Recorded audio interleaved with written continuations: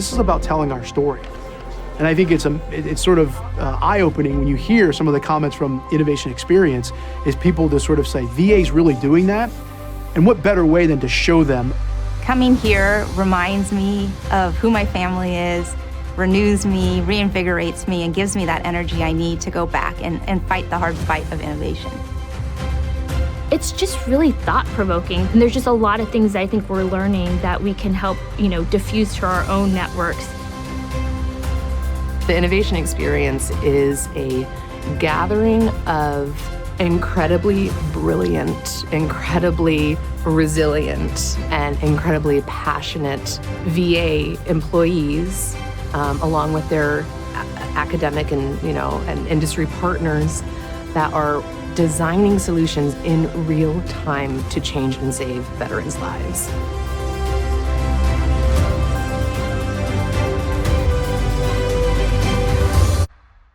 Hello, everyone, and welcome to the 5th Annual VHA Experience.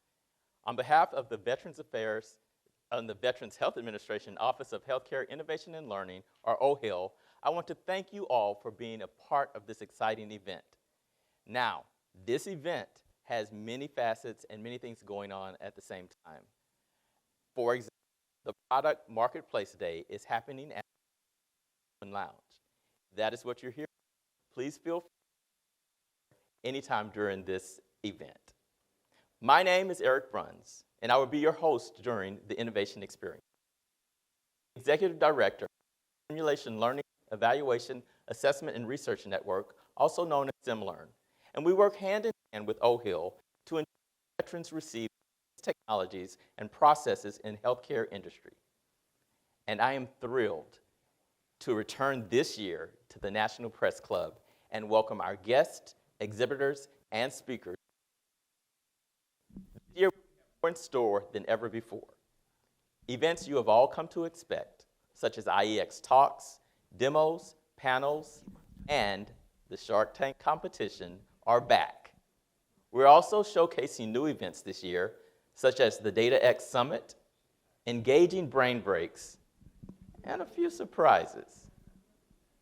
For those of you joining us at home, you have access to our entire suite of events over the next 3 days. Throughout the live streamed and pre-recorded sessions, I want to personally encourage you to use the chat feature and engage with your fellow innovators.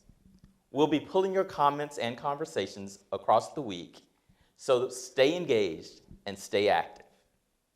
This year's Innovation Experience will bring together United States premier innovators, thought leaders, and subject matter experts to collaborate this year's theme, Reimagining Veterans Healthcare. This week, we're emphasizing solutions that improve the access, effectiveness, efficiency, experience, and equity of healthcare delivered within the largest healthcare system in the United States and beyond. Now, because I am a veteran who receives his care at VA, any thought or action to improve the veteran experience is near and dear to my heart. Reimagining veterans' healthcare goes beyond technology. It is the all-encompassing, forward-thinking vision to improve the veteran's healthcare experience by including the veteran in the process. Reimagining care means shifting from a mindset of lowest cost to one of best value, and veterans deserve that best value. We must pursue avenues to increase care and value over the lifetime of solutions, resulting in a longer outlook of better care. These avenues go beyond technology. We have to rethink the whole health experience.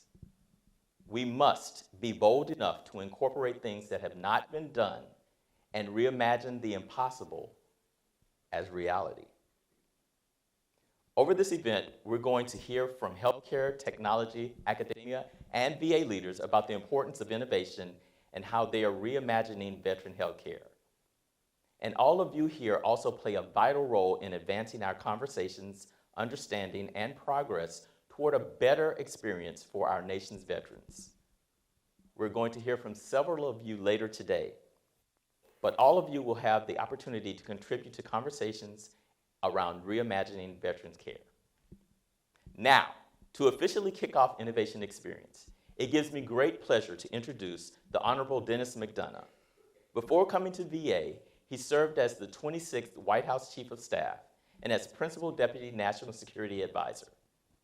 He believes deeply, as he testified to Congress, that there is no more sacred obligation nor noble undertaking than to uphold our promise to our veterans, whether they came home decades ago or days ago.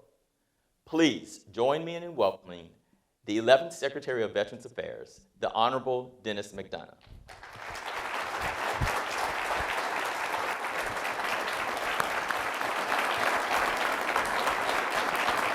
Thanks so much.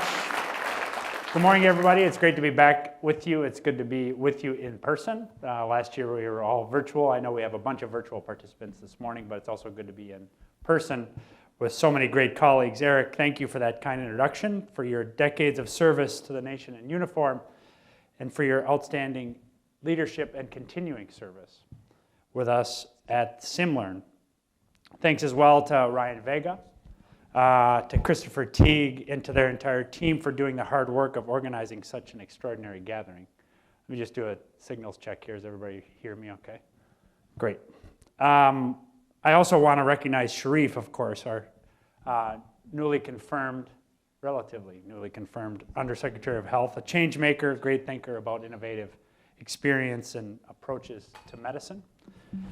His bold leadership, coupled with the best healthcare providers in the world, means that VHA will remain on the cutting edge of research development that will offer life-saving solutions to vets across the country. I'm thrilled also to be here with two of our, I know there's others, but I just chatted with Ryan and with Teresa, so two of our great leaders at network directors. It's a pleasure to be here with all of you today. And it's a privilege to kick off this discussion on reimagining healthcare in an unprecedented era of change. The people who bring innovative concepts and technology together to enhance care for American vets are right in this room physically and virtually. I know that without a shadow of doubt, the widespread innovation that takes place at VA, that VA is known for, is not possible without you, the frontline change makers across VA. You've stepped up for the country and delivered, no matter the circumstances and no matter, by the way, the risks. And there have been many risks. Over the past 2.5 years of this global crisis, healthcare workers, like each of you in this room and online, stayed on the front lines, risking your own lives and sacrificing your own time and threatening, therefore, the wellness of your families to ensure the safety of our nation's vets, their families, caregivers, and survivors. No recognition, no thank you can ever measure up to the deep devotion and hard work, the risk-taking and ingenuity, the problem-solving and critical thinking that each of you has shown over and over again during this relentless fight in the pandemic. Simply put, you've been inspiring. I use that word advisedly. Your work is a reminder that innovation shapes how we can respond to crises when committed individuals are willing to turn small steps into giant leaps, to tackle some of the hardest and toughest challenges, all with one goal in mind, frankly, a simple goal, a straightforward goal, to improve and to save the lives of vets. Now, you all know and have lived the fact that VHA has a long history of reimagining healthcare. We've been at the forefront of breakthrough innovations. You see what I did there? I said we. I'm claiming my, even though I'm like the vagabond here, I'm trying to gather in a little of your niceness. At the forefront of breakthrough innovations in medicine that have shaped not only VA delivery of care, but also the kind of care available to all Americans. Remember, it was a VA doc who performed the first successful liver transplant, a VA doc, an Army vet, and an engineer who produced the first implantable cardiac pacemaker. VA docs innovated the nicotine patch. It's important to remember that VA participated in the clinical trials that led to the life-saving treatments and vaccines that have been a lifeline in this pandemic. And it's VA, meaning you, that's doing the most innovative and complete work, clinical and research-based work, on long COVID. Arguably one of the largest challenges we face as a country in the years ahead. At those critical moments in history, those advances met the critical needs of our vets. So let me take this moment to shine a spotlight on some of the talented men and women who continue to promote VA's long history of innovative research and program development. People like retired VA employee and veteran Brian Higgins and the team out at the National Center for Collaboration Healthcare Innovation at the Palo Alto VA. Brian and his team reimagined White Cane, the traditional mobility and orientation tool for visually impaired vets, enhancing it with sound and sensors to increase safety features. It's people like Brian Strzelecki and the folks at VHA who developed and got the first ever clearance for oromaxillofacial advanced surgical planning system, a medical device that allows surgeons to virtually pre-plan jaw reconstructive surgeries and create 3D printed models for intraoperative surgical guidance. It's people like Dr. Amanda Purnell, who leads VHA's long COVID community of practice, and who's leading the whole nation, as I just said, in understanding and treating long COVID. Last, but in no way least, it's people like the folks behind Mission Daybreak, a grand challenge that will drive innovation in continuing to prevent veteran suicide. All of that great work, done during late nights and on long shifts, innovations of necessity as you confront very difficult challenges, is representative of who you are and what the country needs us to accomplish. It gets back to something that the president said on the first day I was sworn into office. He charged that we have to fight like hell for vets, their families, caregivers, and survivors. And that's what innovators like the folks in this room and the folks I've just mentioned are doing, fighting like hell for vets, serving them as well as they've served us.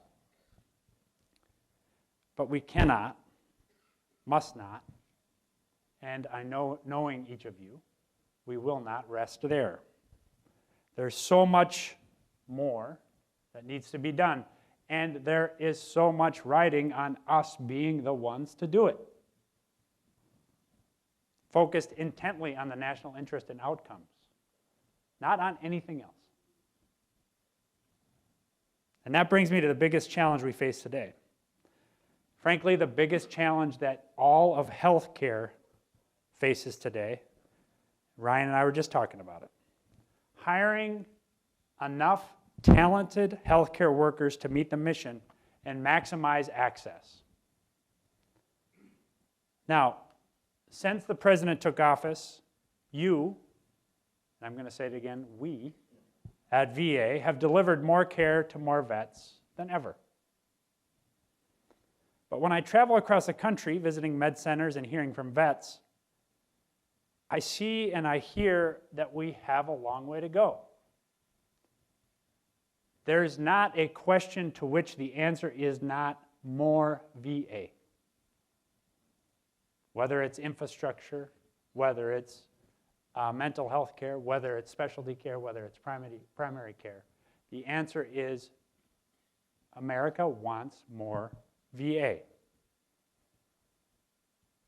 So, we need to hire many more clinicians in our care teams across the country so that we can get vets to the soonest and best care. We need to minimize wait times. And we need to do so at a time when we're looking to bring generations of new vets.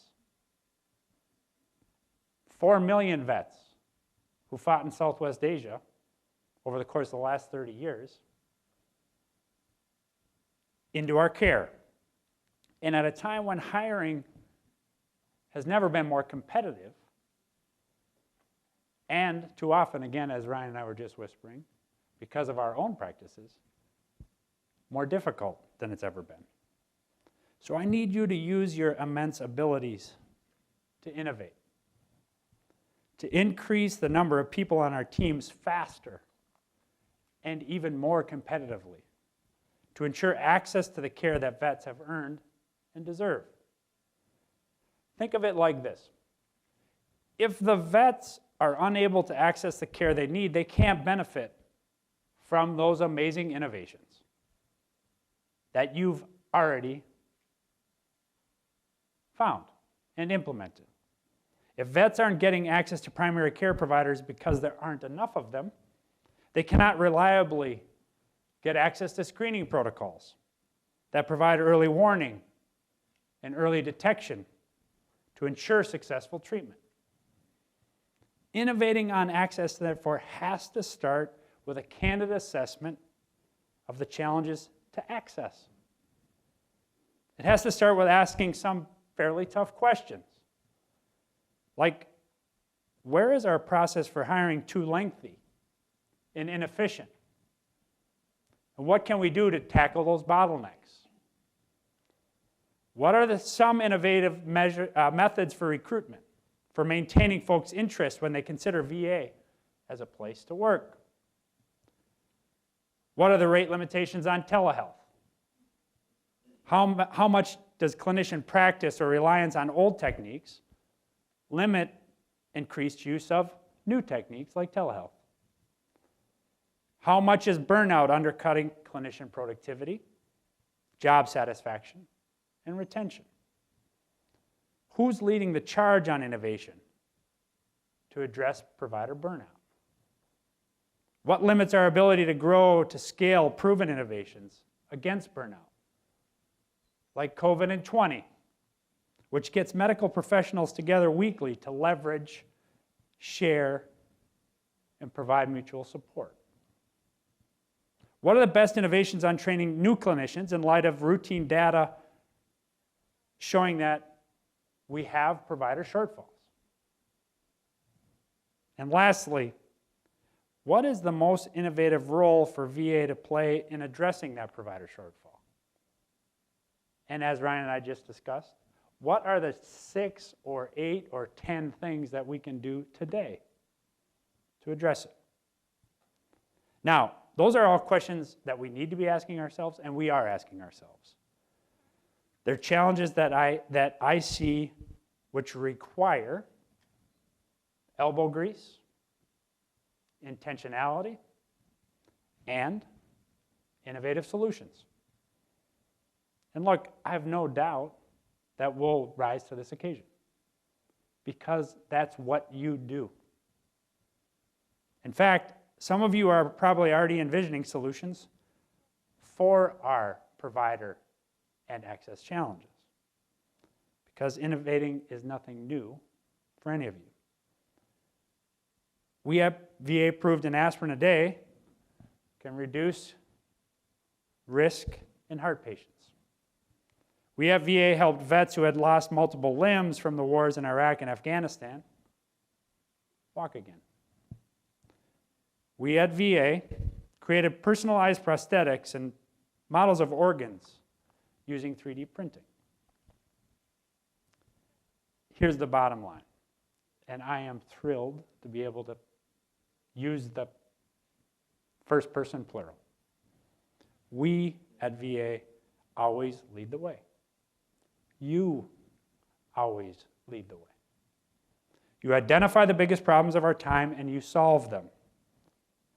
Real life innovations demanded by real life situations. So now, I ask that you harness that expertise, that ingenuity, toward improving access to care for veterans at a time when access to care for every American is a challenge. Because every veteran in every corner of this country deserves timely access to world-class care. And we won't rest until they get it. So thank you for all you've done to serve vets and serve our nation's biggest healthcare challenges. And thank you for all you will do to solve this challenge. And as I look out over this crowd, I know that you will continue to move VA forward, to build on the history and record of innovation and progress, and continue making a difference in the lives of the vets we serve.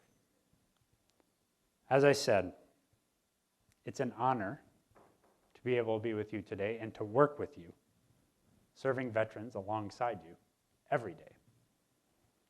So have a great summit. Keep fighting like hell for vets, their families, caregivers, and survivors. And may we give them our very best. Thanks very much. Get to work.